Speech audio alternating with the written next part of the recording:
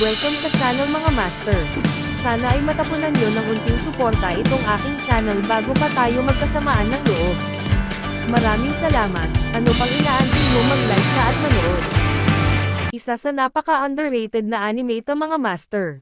Itong anime na ito ay tungkol sa adventure ng isang batang lalaki na may pangarap mapabilang sa 6 na magiging na bayani na lalaban sa Demon God. Isang labanan sa harap ng kanilang hari ang magaganap sa pagitan ni Nabatol Rainhawk ng Capital Royal Guard at ni Quato Vane ng Red Bear Mercenaries. Ang mananalo nga dito ay lalabanan si Princess Nashtanya na nanalo naman sa last na torneo. Nang biglang umeksena ang isang mayabang na bata na nagpakilalang si Adlet Mayor at sinabing siya ang pinakamalakas sa buong mundo. Agad siyang sinugod ng mga kawal na nakapalibot sa kanya, ngunit saglit nga lang niya itong tinalo. Sumunod na sumugod sa kanya ay ang dalawang manlalaro na magkalaban sana. Puro iwas ang ginawa nitong si Adlet sa dalawang kalaban. Hinubad niya ang kanyang damit na naglalaman ng mga smoke bomb at inihagis sa kanyang paligid. Napuno ng usok ang kanilang paligid dahilan para mahirapan ang dalawang kalaban. Agad niyang sinugod itong si Quato at nang mahawakan ni Adlet ang ulo nito ay kinagat ng bata ang animoy bomba na nasa kanyang bibig at sumabog sa mukha ni Quato at inihagis ito. Di naman na nakagalaw itong si Batol dahil natapakan nito ang mga animoy pako na merong lason na ikinalat nitong si Adlet habang nagaganap ang labanan. Nagulat ang lahat sa kanilang nakita. Agad namang nagyabang itong si Adlet at sumigaw na siya ang nanalo at humarap sa rebulto ng Goddess of Fate. Dali-dali siyang inaresto ng iba pang kawal ng hari at ikinulong. Sa kulungan nga ay nakilala niya ang nagpakilalang isang babaeng katulong. At sinabi nga ng babae sa kanya na bilib nga siya dito. Nagtanong din ang batang babae kung sino itong si Adlet. Sumagot naman itong si lalaki na siya nga si Adlet Mayor na taga White Lakes. At ipinakilala niya din ang kanyang master na si Atro Spiker. Bata pa nga lang daw siya ay iniwan niya na ang kanyang lugar para sa kanyang master at nanirahan sa kabundukan upang maghanda at talunin ang Demon God. Namangha naman ang babae sa sinabi ni Adlet at sinabi din na mas madami pa ang malakas sa bansa at hindi pa nito natatalo si Princess Nashtanya na Saint of the Blade.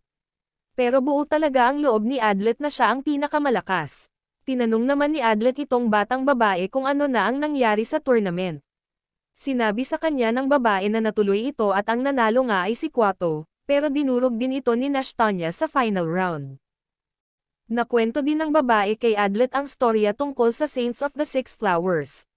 Nung unang panahon nga ay lumabas ang isang demon god sa kanilang mundo at naghasik ng kadiliman. At gumawa ng mga bagong demons na tinawag na Fiend. Maging ang hukbo nga ng Eternal Empire Roan ay natalo sa digmaan na ito at ang lahat ng miyembro ng Royal Army ay namatay. Puno na nga ng takot at kamatayan ang mundo ng mga panahon na ito. Nang isang araw ay bigla na lamang nagpakita ang isang saints na mayroon lamang isang bulaklak. Nagkaroon ng digmaan sa pagitan ng demon gods at saints na ito na tumagal ng napakahabang panahon. Hanggang sa unti-unti nang natatalo ang demon gods at napilitan bumalik sa kanyang pinagmulan. Bumalik ang saints sa mga tao at sinabi nga na hindi papatay itong demon gods at darating din ang araw na magiigising ito mula sa kanyang pagkakatulog.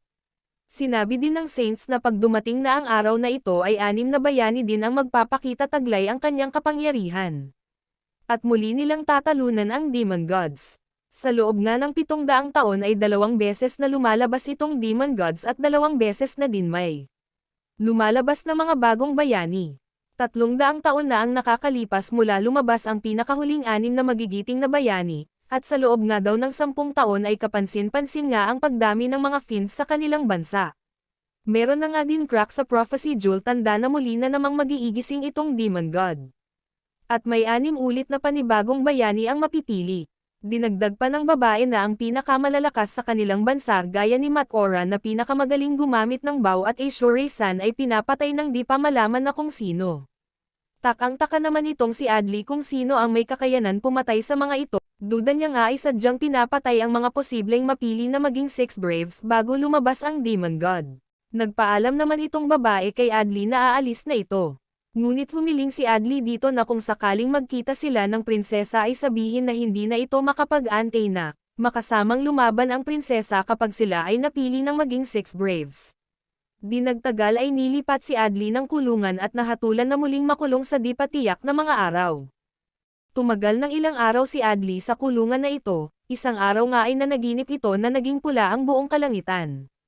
At isang ugat ang papalapit sa kanya, nang bigla siyang magising na kumikinang ang kanyang kanang kamay, sa taranta nito ay napatayo siya, at nang matapos ang pagkinang ay isang tatak na bulaklak ang naiwan sa kanyang kamay. Nagsisisigaw itong si Adli sa kulungan na isa siya sa mga napili. Maya-maya pa'y narinig niya na merong papalapit sa kanyang kulungan. Tanda niya ang mukha ng babae na ito at nagpakilalang si Princess Nashtanya. Gulat naman itong si Adli dahil ang babaeng ito ay ang nakausap niya sa kanyang unang kulungan. Itinakas ng prinsesa itong si Adli mula sa pagkakakulong. At ito nga ang simula ng kanilang paglalakbay patungo sa pasukan ng kinaroroonan ng Demon God, na ayon sa patakaran ay lugar kung saan dapat magtatagpo ang 6 na mga bagong bayani. Hanggang dito na muna itong aking video. Bahala na kayo kung gusto nyong mag-subscribe pero i-like nyo yung video bago pa ako mainis sa inyo.